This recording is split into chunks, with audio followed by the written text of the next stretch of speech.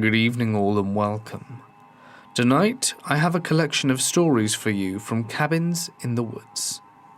So get ready, because it's time to get comfortable and let the darkness take control. A weekend about 7 years ago, my wife, Mary, and our 3 young sons at the time were up at the family cabin that we had purchased 6 months before these events. From day one, we saw shadows, lights, and movement through the place. Everybody went to bed around 10:30, and I went into the kitchen to sneak a bite of the pan cookies my wife made earlier.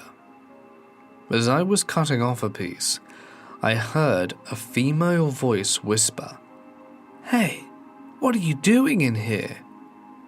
It immediately unnerved me, so I said out loud, "Mary?" without turning. When I looked, she wasn't there. So I turned back and continued cutting the cookie. I then heard an even louder, clearer female whisper, "Hey, are you going to eat a cookie? I want one." I quickly looked around and there wasn't anyone there. I hustled into the bedroom and jumped in bed. My wife was still awake and obviously hadn't been in the kitchen asking for cookies. I made myself go back to the kitchen after about 10 minutes to clean up my mess, and fortunately heard nothing. The next night I heard nothing until I got into bed. I was on my side and felt a tug on my sleeve. I turned my head to look, and I heard a whisper, "Mom? Dad?" I quickly walked across the hall and my boys were all fast asleep. I also heard more words that I couldn't make out. I left a recorder running all night in the kitchen, but have yet to analyze it. Part of me wonders if there's a possibility someone was just whispering into the vent system. Although we are on a pretty solitary road in the middle of nowhere, with a few unoccupied cabins nearby. So it would have to be a real big effort for some prankster, but who really knows? Side story. My good friend was sleeping on his cabin a while back when he was a kid, when a random drugged and drunk woman stumbles up in the dark and starts whispering through the fence pickets. He wakes up to see a ghostly white face whispering just inches away. As you can imagine, in youth, he found it absolutely terrifying, as any of us would. This is my uncle's story. He got married for the first time in his 40s. For their honeymoon, he and his wife and her daughter, who is a special needs child, she's awesome by the way, went to stay in a cabin in Big Bear Mountain in Southern California. They rented the cabin, unpacked all of their things and settled in for a 3-day stay. On the last night, my uncle was up watching TV very late. His wife and stepdaughter had gone to bed, and he had to use the restroom. So he gets up, goes to the restroom, does his business, and leaves the restroom.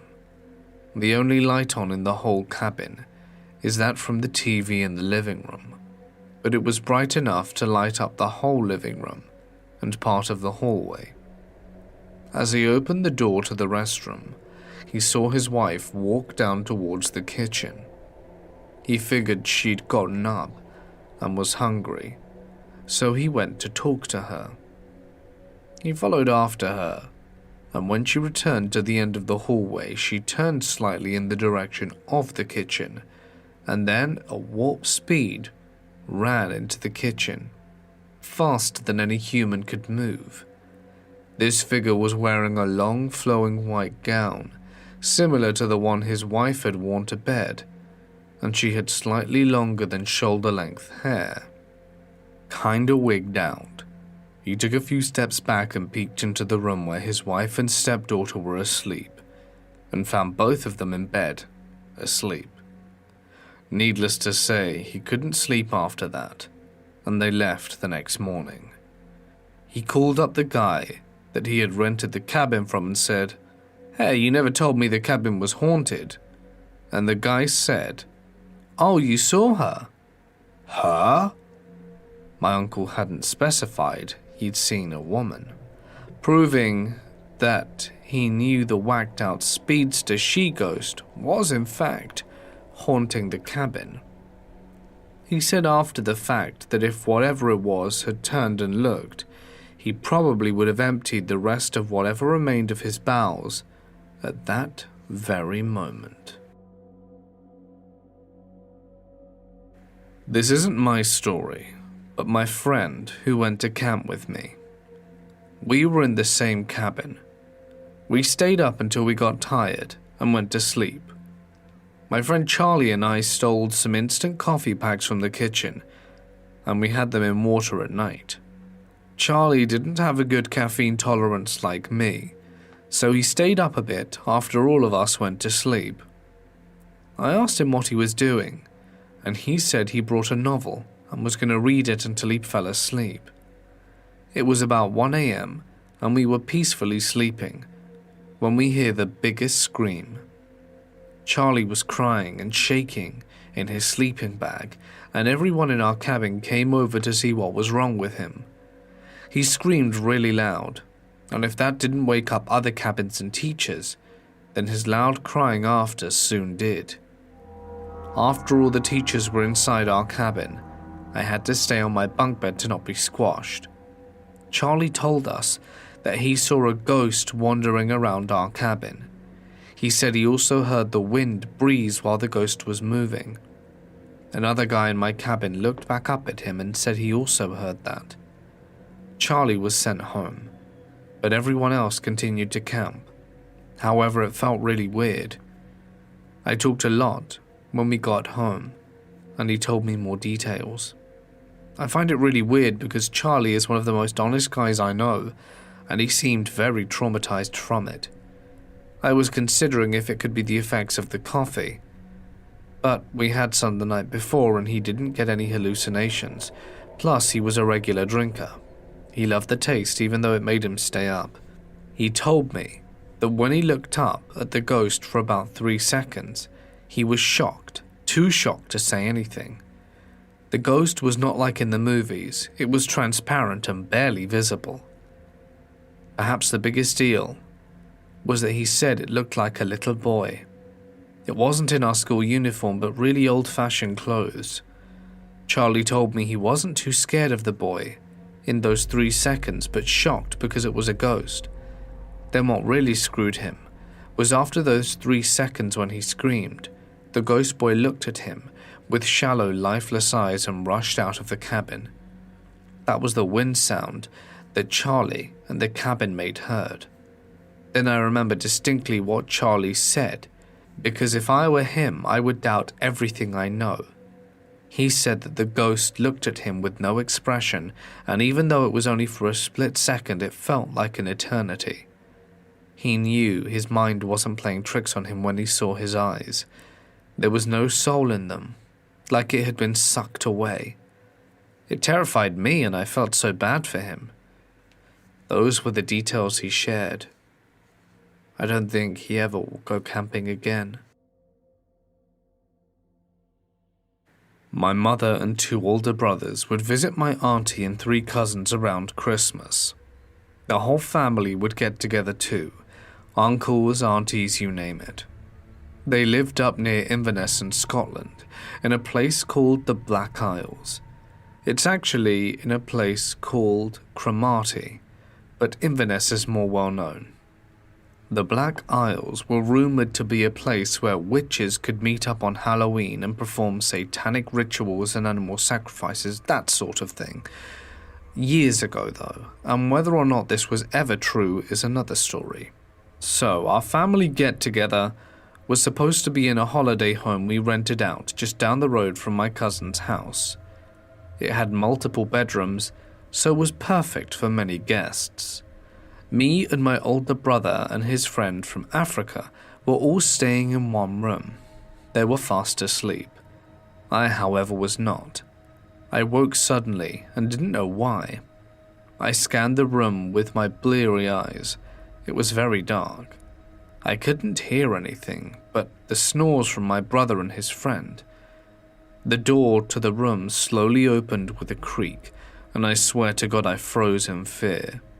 I didn't see anything enter through it, but as I tried to scan my eyes around the room, I started to see shadow-like figures pulsating and hovering around the two adjacent beds, hovering and pulsating over my brother and his friend.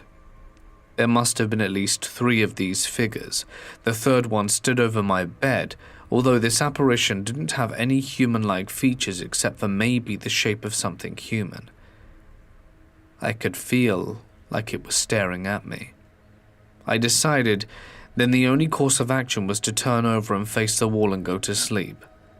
The morning after I told my experience to a few of my family members, they joked that it might be witches and performed these rituals in the past and generally didn't believe me, except one person, my brother's girlfriend.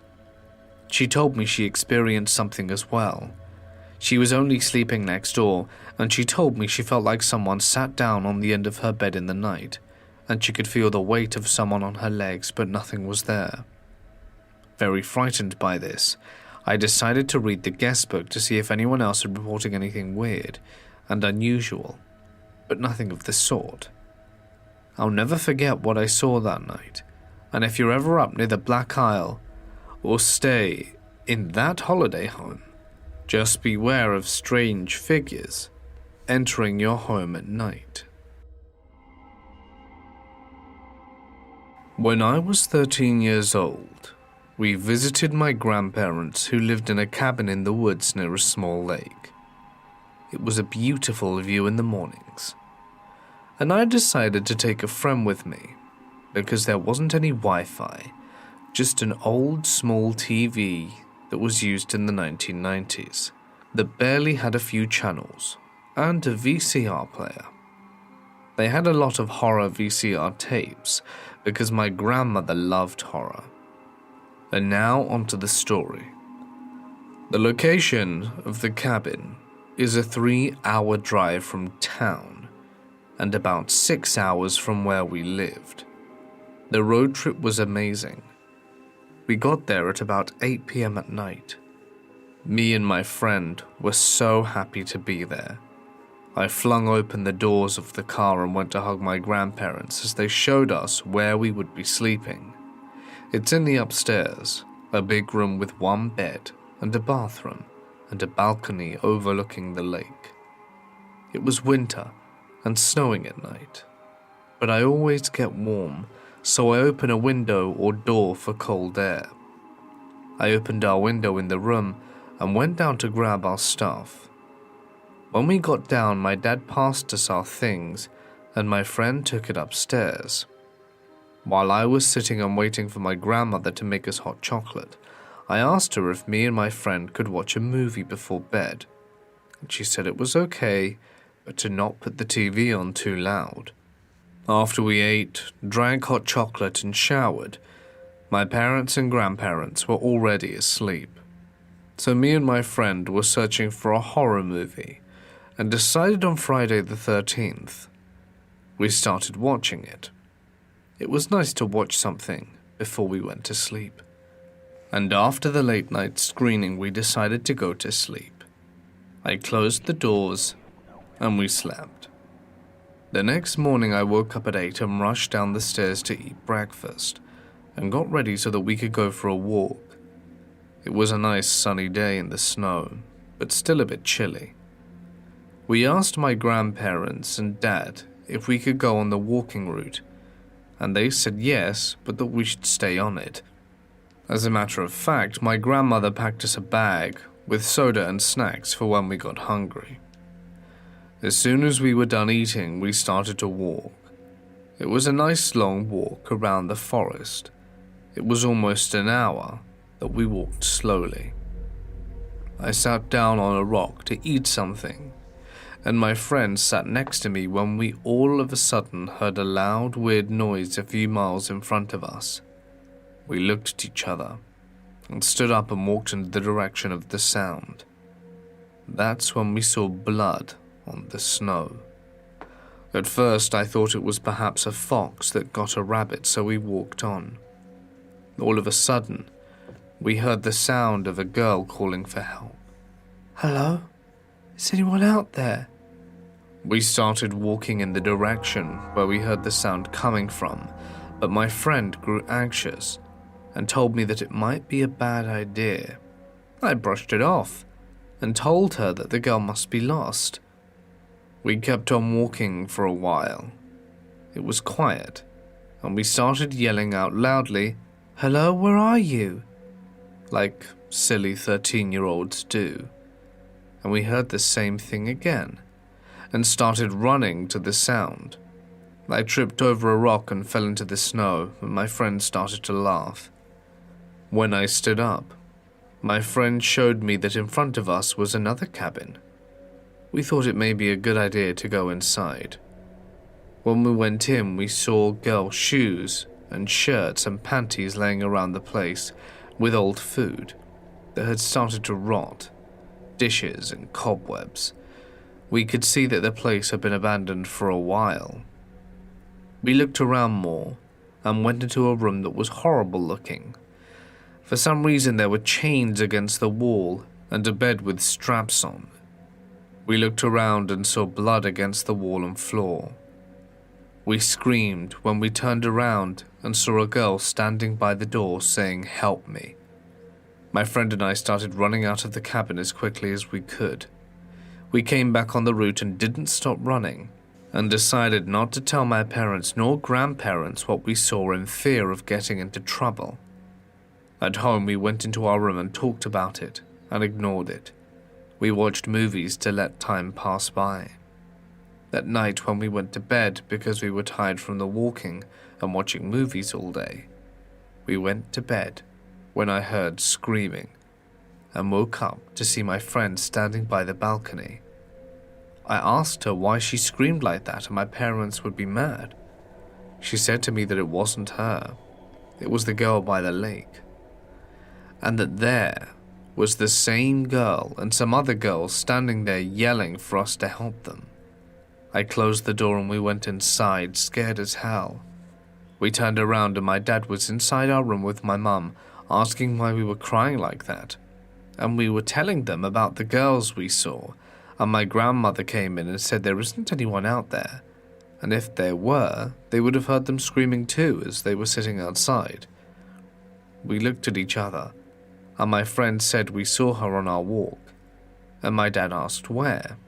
So we told them what we saw. That's when my grandmother's eyes grew wide, and she sat us down and told us that a few years ago, there were murders in a place. There was a guy that would kidnap girls and lock them up and do unspeakable evil to them in that cabin, and then end them when he was finished. He did get caught and locked up, but sadly they never found the remains of the victims. Till this day, I keep thinking, what if they wanted our help finding their bodies? Or if it just souls that haven't found peace yet? No one deserves to go like that. Did your town ever have any legends like the one of the abandoned cabin in the woods, or the road where you can always see ghosts, stuff like that? Well, mine did, the cabin one. There was a rumor that was passed around growing up that just south of the old schoolhouse was a cabin in the woods that had long ago been abandoned. The rumor went that apparently there were some horrific murders that happened there in the distant past, and that no one has been back since. Now, if no one's been back, how do they know about it, right? Well, it's something that fills the imagination of us kids. At least it did to me back in the day. Knowing about this story, one day it made itself to the forefront of my mind while I was incredibly bored with my friends one summer. There wasn't much to do in the rural town we lived in, as this was before the cell phone era, and we were quite bored. Our rural town consisted of about 150 people, and that doesn't really give much way for fun things to do when you're young. So, we get this great idea that we're going to go to this cabin. We're all super stoked. We get our bags ready, and everything we think we'll need to find our way there. The only downside is, in our excitement and haste, the sun has gone down, and we realize that the trip will not be happening tonight. So, in the morning, we meet up behind the old schoolhouse and start making our way. There is what appeared to be a small trail. It was probably used for something else a while ago and is barely visible, but it reaches a small clearing and is then completely gone. Where the trail was or used to be is very hard to determine, so we just go in a straight line, or what we think is a straight line, down. We really don't want to get lost. My friend is a bit paranoid and starts drawing with chalk on trees to point us the way home in case we get lost. An admirable idea, I think, but there are so many trees, I don't think it will work. We had walked for about 2.5 hours. It was rumored that the cabin was only about an hour's walk south, but I feared that we may have overshot it by a long way. Now, when you're 15 and easily bored, a walk with no prospect of finding what you're looking for can seem very disheartening, and we were definitely feeling that at the time.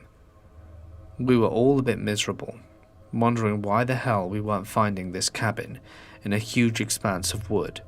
Obvious. We start growing bored when my friend finally sees what he claims is a piece of abandoned trail that had only been slightly overgrown. This excites him because there are a few rocks that obviously aren't being grown on. We start following what we think is a trail, and after about 20 minutes, miraculously, we stumble upon the cabin. We were elated, delighted.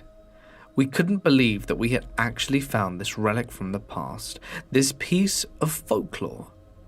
The cabin in the woods where the murders took place. We were incredibly excited.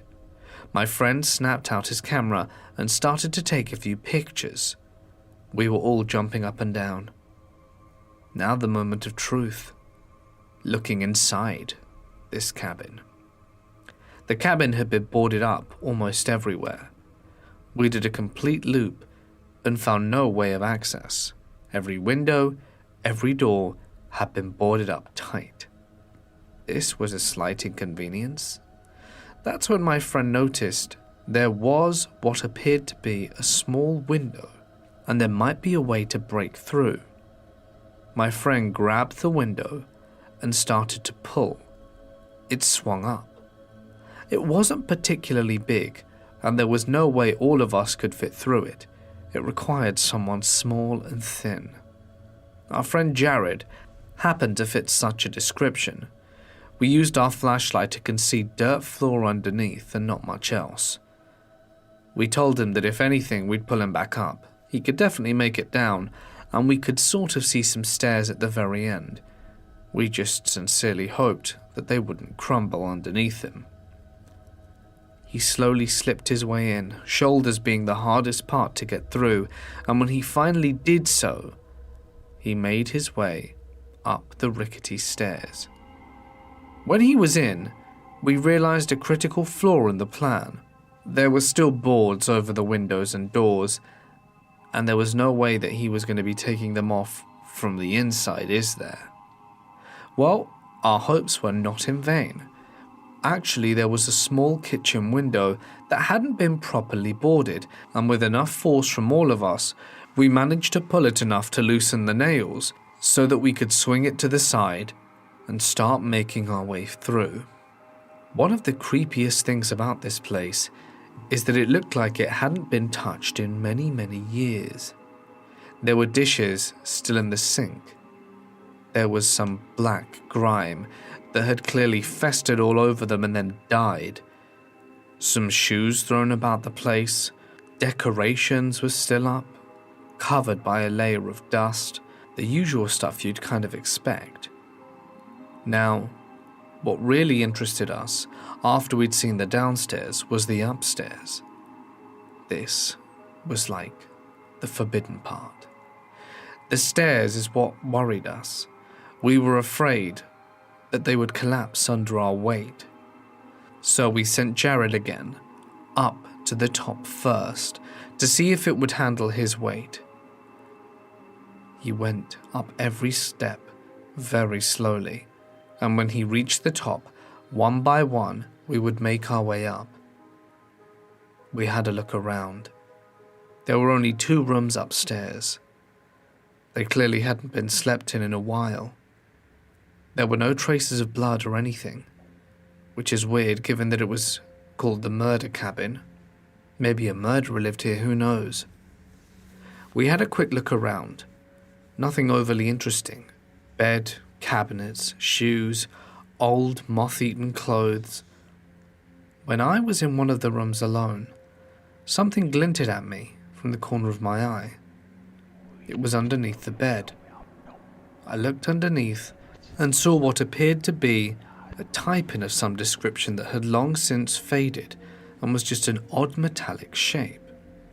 As I went to pick it up and started moving my head upwards, I heard distinctly in my ear 2 words.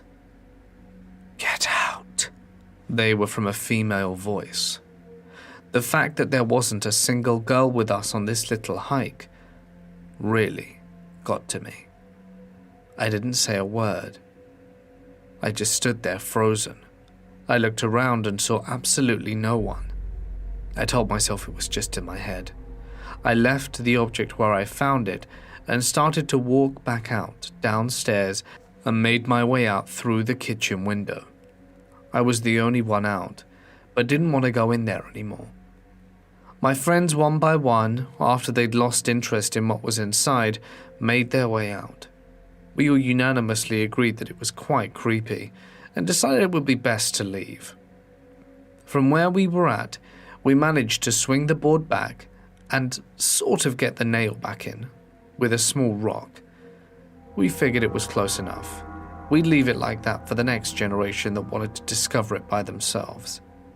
As we were walking back, I chanced to glance back at the cabin, and from the window of the very room that I was freaked out in, did I swear for a split second, I see a face at the window then turn and vanish against the wall.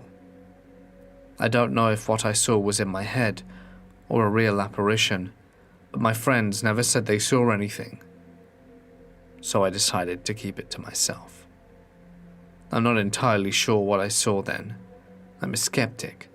Did I see a ghost in broad daylight? I don't know what the hell to believe. I choose not to dwell on it. During my brother's bachelor party, that was incidentally a camping trip, a group of his friends rented a cabin in Yosemite to stay in for 3 days. During my first night there, I noticed something odd. In the room where my brother and I were staying, as soon as we got in bed, the ceiling started creaking really hard. It was as if someone was walking around on it. I dismissed this as thermal contraction from cold or animals perhaps walking on the roof, and went to sleep. But by the 3rd night, it had become clear to me that this was not something with mundane explanations. That night I went to bed early, while the guys were still up playing games and drinking, and the creaking noises started up as if on cue. I ignored them as I usually did, but then one of the decorative bronze tiles on the wall started tapping and grinding on it. I simply had no rational explanation for that. Thermal expansion and all the other mundane explanations could not explain that. But I was tired, so I turned in bed and tried really hard to ignore it, which is when I felt something grab my forearm.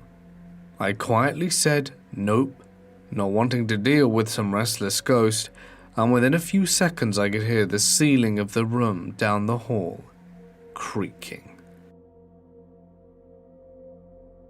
When I was between 9 and 10, I used to attend a camp in Muskoka, Ontario, that for 1 week you'd stay with a group of kids and do activities, and then 1 week do a canoe trip. I slept on the top bunk in the corner of a cabin with about 5 bunks all filled. The counselor had a bed behind a curtain off to the side. One night/early morning between 1 to 3 a.m. I woke up to a noise. I look over to the bunk, and standing hunched over in the middle of the cabin was a figure outlined by moonlight. It was maybe 5 feet tall, had a pointed face, fingers and feet, and looked like a goblin. It was slowly walking around and sniffing over each kid on the lower bunk. I was frozen. I don't think it knew that there were kids on the top bunks, and after a while it opened the door and walked out the steps and knocked the fire barrel over. Then I heard the counselors call out to watch out for the barrel, ironically and late. That's partially when I realized the counselor was still in bed. To this day I'm in my late 30s, and I feel like the thing was looking for a kid to be awake. What it wanted, I don't know. There have always been stories of children being taken or replaced, so I don't know. Suffice to say, I never went back. Any thoughts or input? I'm not a skeptic and have seen ghosts, but I would love to have an idea of what the hell that thing was. I was with a few of my buddies, hiking up some trails in Helen, Georgia. We decided to follow some game trails off the main trail, just to see what we could come across. Around an hour into the game trail, we realized we should turn back, but had made so many loops and turns that we quickly ended up lost. We started just cutting back in the general direction of the main trail, when we came across a clearing with a very run-down and decaying cabin. Naturally, being young and dumb males, we decided to explore it. The front door was just hanging off and fell off when we tried to open it. Parts of the floor would collapse as we walked through.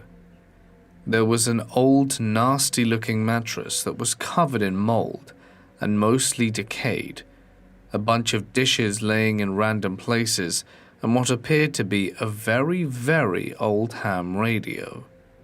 In one of the rooms, we found a completely decomposed skeleton of what we assumed was a dog or coyote.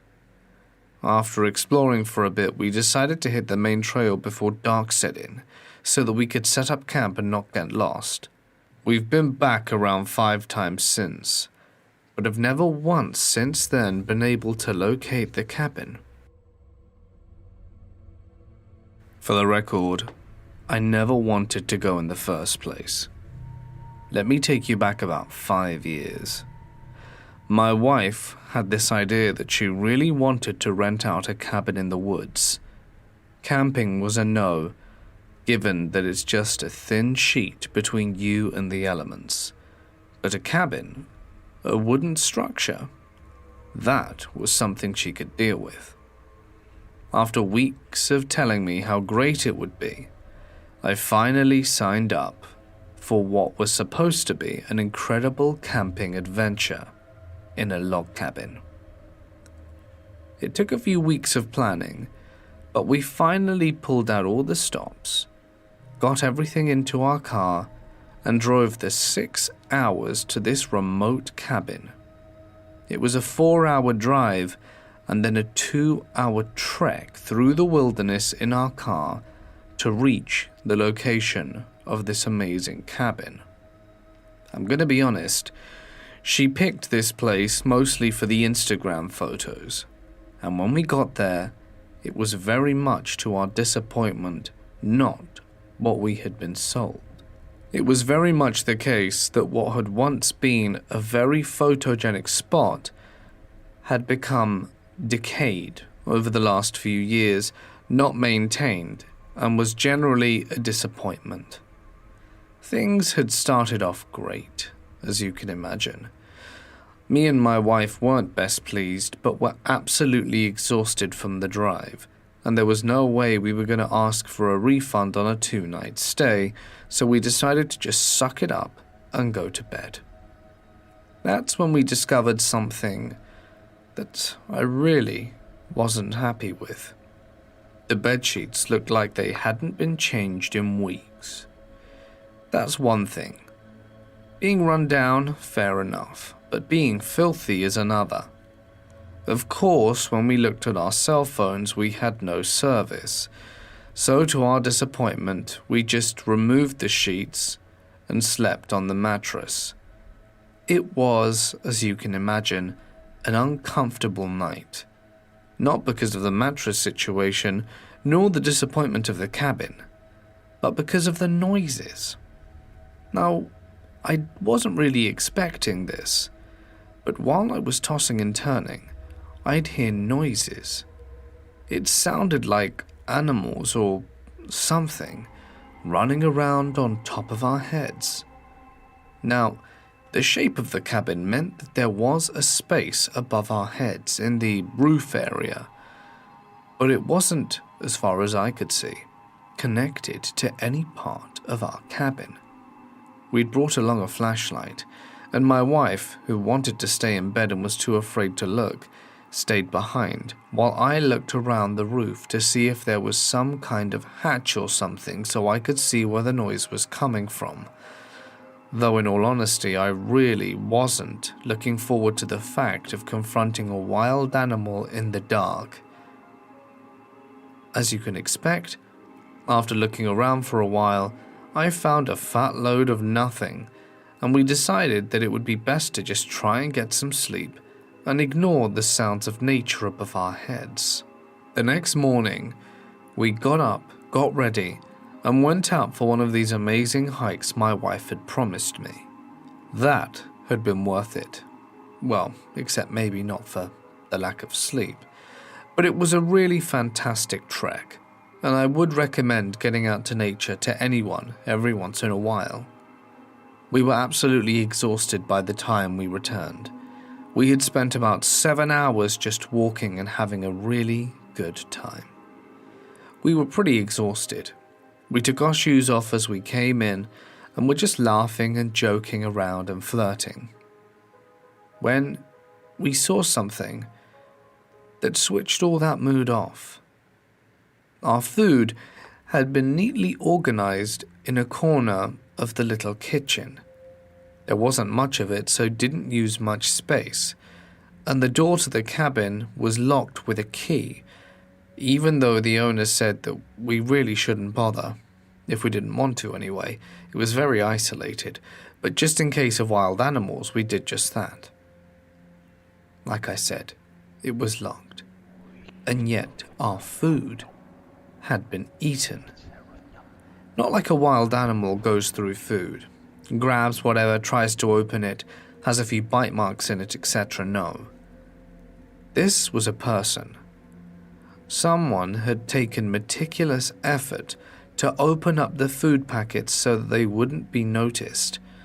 The only problem is, we were counting on eating those granola bars when we returned, and the fact the box was open and we were 3 short, meaning only 3 were left, meant we very much noticed.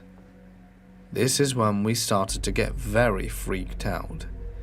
In our heads, it was clear that there was someone here.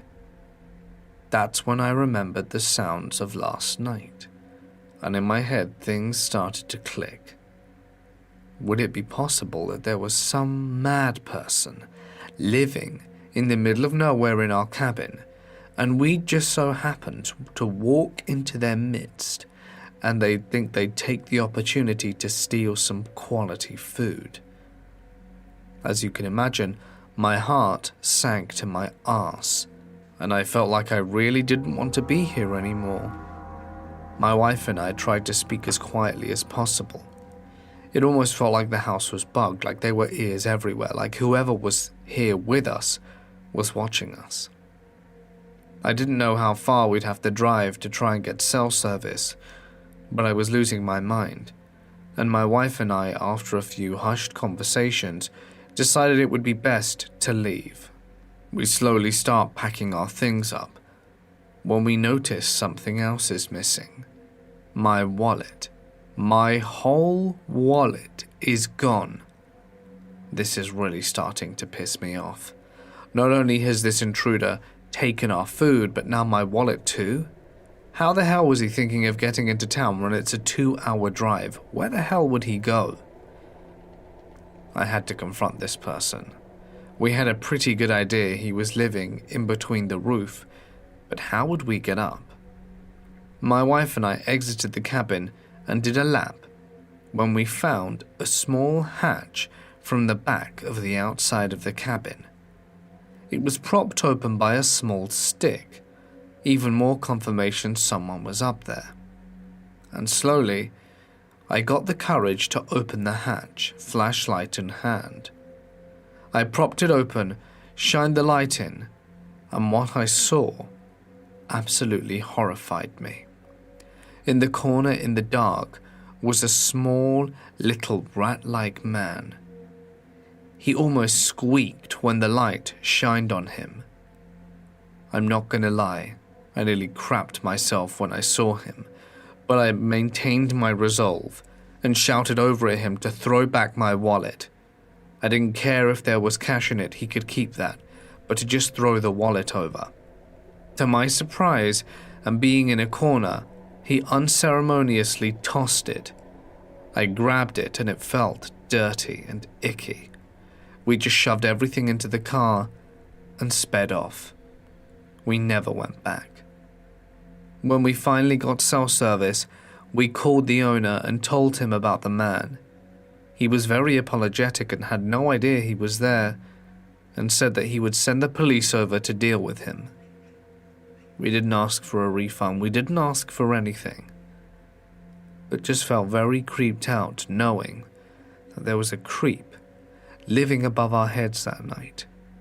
God knows what he could have done to us if he really wanted to. But the real question that still gets to me is how the hell did he get in when we locked the door? I lived in a log cabin just down the street from the Antietam battlefield. Most nights, while everyone was asleep, I could hear a woman humming. I was the only woman in the house. I slept on the couch at the time, and many times I felt like someone was running full force into the couch. My fears were confirmed when one day I heard people outside my front window and looked out to see the local ghost tour stopped and sitting on the porch in front of my house discussing it. I never listened to what they said, but it was pretty scary. I'm not sure if it's nearly as scary as others. It really spooked me out, and it left me wondering what the hell happened in my cabin or on this land. I had just moved into my great-grandfather's cabin that he left me after finishing the Job Corps. On my second night, I had a very prolific dream where I didn't have any of my scars and I was married to my high school sweetheart, which was my ideal life at the time. In the dream, we had a pet cat, a bobcat to be specific. I woke up that morning and in the forest I saw a bobcat with a shadow that didn't belong to him. It was twice as tall as me and had 2 hands and a triangular head. For the next night I had a dream where my mum made her famous tofu and mushroom stuffed peppers, and I ate them while watching the Star Wars sequels with the bobcat sleeping on my lap. When I woke up that morning and saw the cat, I yelled at it. I yelled that I see through you, and the only thing that I didn't hate in the dream was my mum. I had tricked him, and it proved that he was trying to manipulate me. The next dream was a nightmare that was far less vivid but certainly lucid. I was attacked again and again by family and friends. I never fought back, but never let the bobcat help. The next dream, the forest came alive and crushed my home and ended my family. For the first time it spoke. You will be my echo. It has been decided. I can be a boon to your life and family or a curse on all your children. It is up to you. He waited for an answer, and I let him. We sat across from each other for what felt like a lifetime, and eventually I woke up to my friend shaking me in a panic, telling me that I had been asleep for nearly 3 days.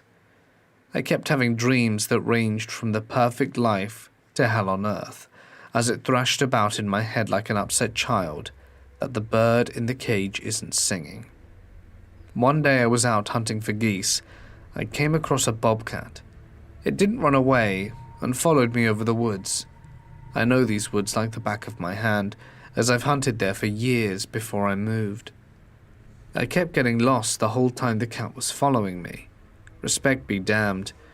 I thought and shot it in the head. It damn near disintegrated with only a small piece of flesh hanging down its chest. It didn't flinch. And I never got more weird dreams after that. Hey guys, it's Mort here, and thank you so much for listening. I really do appreciate your continued support. It really does mean a lot. Thank you for watching. I hope you've been enjoying Nature Week. It's been a fun one. But don't go anywhere because we've got more stories for you tomorrow. I really hope to see you there. If you've been enjoying the videos and Nature Week, don't forget to drop a like and leave a comment. And even subscribe if you've made it to the end without doing just that. It helps out the channel more than you know, and it would mean the world to me. Thanks, guys. I think we're going to leave things here, though. So, until then, stay awesome. And a huge thank you to my members and patrons whose names have been on screen. See you in the next one.